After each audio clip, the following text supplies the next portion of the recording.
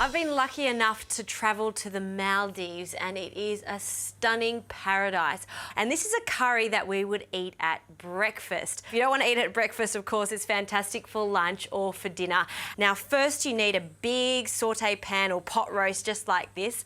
I'm going to add some oil. Just use some vegetable oil or peanut oil. And now I'm going to add some whole spices. First, some cinnamon. This is just one cinnamon stick that I'm going to break in half. And 2 cardamom pods. These are so tiny, but I tell you what, they've got lots of flavour to them. So I'm just going to bruise them just to release some of the seeds. They smell lemony and it will translate throughout the whole curry. And some fennel seeds, so I'll sprinkle them in. And they're just going to sizzle away for a few minutes. Now I'm going to add some onions, ginger and garlic to a food processor because I want to mince them quite finely. So 1 large brown onion, I'm going to cut into 4 pieces.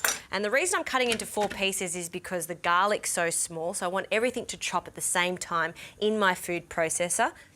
And the ginger, I'm just going to give a helping hand by just cutting it into rounds. And now the lid can go on and we're going to blitz this until it's minced. Don't make it into a paste. You do want a little bit of texture in these vegetables.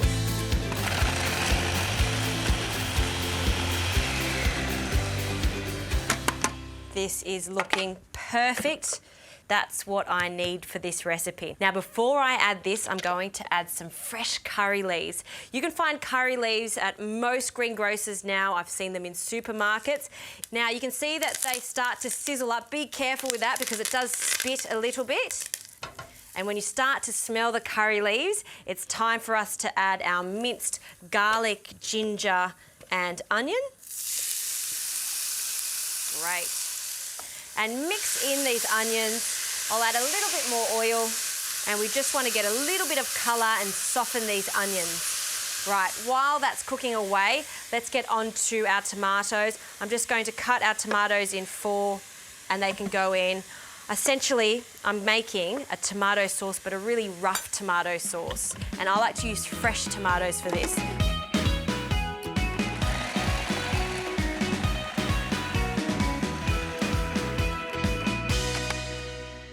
Lovely. Before I add the tomatoes, I'm going to add some more spices. Some turmeric, chili powder and cumin. And just allow these to toast once more. I can start to smell the turmeric, I can smell the cumin, and I can definitely smell that chili. Great. Now, because these tomatoes are raw, we really do need to cook this off. So give this about 5 to 10 minutes. While this is cooking away, I'll prepare the chicken. The chicken of choice is chicken thigh because it's got a little bit of fat in it and it's going to stay really moist throughout the cooking process. I've just got chicken thigh that has no skin on it and I'm going to cut each thigh into 4 pieces.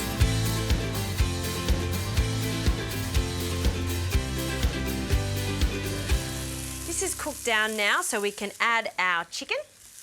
This is a type of curry where you don't need to fry the chicken first. It's actually much better to add it to the onions afterwards. And now I'm going to add a really interesting ingredient. This is pandan leaf, very similar to vanilla. It's slightly sweet and mellow, and it does give this such a nice flavour. So in that goes with some coconut milk, and I'm going to use 270 millilitres of coconut milk.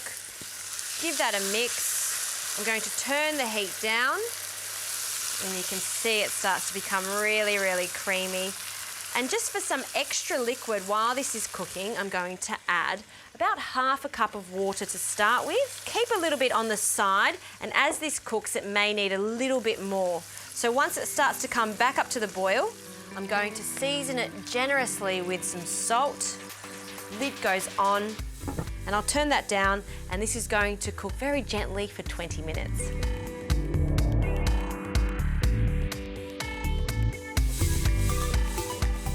All right, let's do the big reveal. Oh, it smells like breakfast in the Maldives. It smells so good. Now I'm going to serve it in a small copper pot with some basmati rice on the side. Get lots of sauce there and the chicken. And just for presentation, I'm just going to get a little bit of that cinnamon stick and a little bit of coriander on the top. that I'm going to just break up with my fingers. This is a beautiful curry. I love Maldivian food. It's a combination of Indian and Sri Lankan. It's much lighter, and as you can see, it's very fast to put together.